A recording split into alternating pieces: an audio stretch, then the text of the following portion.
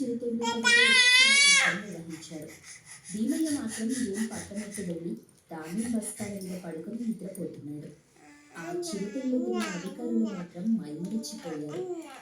అబ్బా, మిరపకాయ బజ్జీలు చాలా అరే అరే చూసావు, నోట్లో పెట్టుకో కరిగిపోతుంది అంటూ ఒక్కో పదార్థం గురించి విశ్లేషించటం మొదలెట్టారు వాళ్ళు.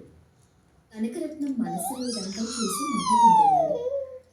కేవలం తినడం కోసమే ఇంటికి రావచ్చండి అంటూ వాళ్ళు పొగుడుకుంటే కనకరత్నం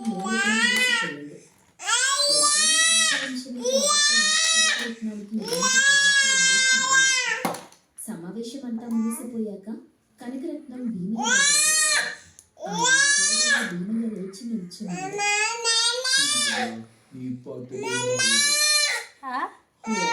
ఎవరు తాతనా? అని సోమరి తాత లేడు అడిగాడు. కొంచెం ఆలస్యం